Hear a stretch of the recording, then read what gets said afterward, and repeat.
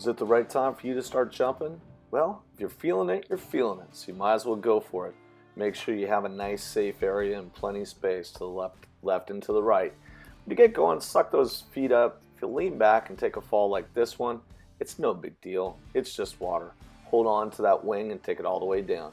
Here's John getting going. As you can see, his backside's out a little bit too much, but his arms nice and straight, keeping that wing relatively high. Now sometimes you got to pump a little bit to get going even in higher winds, and that's done with a little bit of back foot pressure.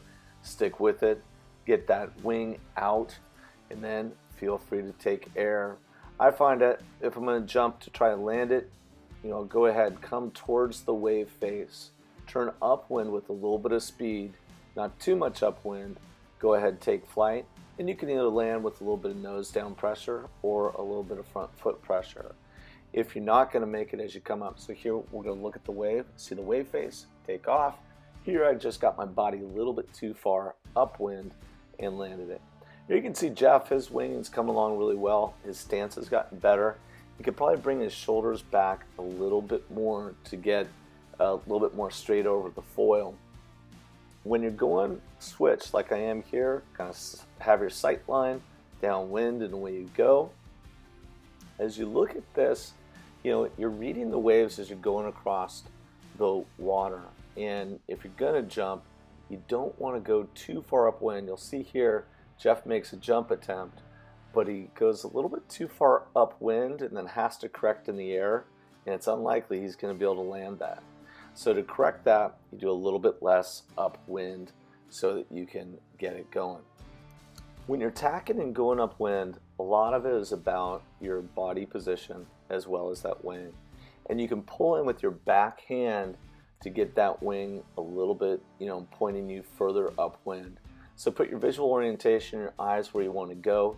Go ahead, rock that wing back a little bit, pull in with your left hand, and then you can pitch yourself upwind. I usually try to go as far upwind as I can, so then I have a nice downwind run. And so when you have a downwind run and you're looking to make some turns, here I'm trying to get some of the power of the waves to do it, but you also notice on these transitions, I drop that wing down to the direction that I want to turn, and it pulls me through. So we'll do a couple turns here in succession, and you'll see what I mean. Going downwind is super fun because you try to find a wave face that you can ride. When you decide it's time to turn, look at the wing goes over my left shoulder, pulls me through, and then go ahead and rotate that wing above my head. You can do a lot of these transitions on land to get just more familiar about how to grab it. I like having the PowerLink control bar from Armstrong in there because then I can just blindly grab it. Here we go. Pull that wing down to the inside, which is over my right shoulder in this case, and it brings me around. And you'll see here, riding switch, I'll go ahead and pull that wing down over my left shoulder, and once I put that pressure left shoulder, it pulls me through that turn, which is nice.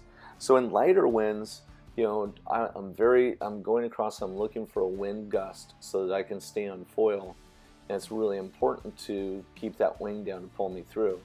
In this case, plenty of wind. Really hope these tips help you. Give us a call if you need any info.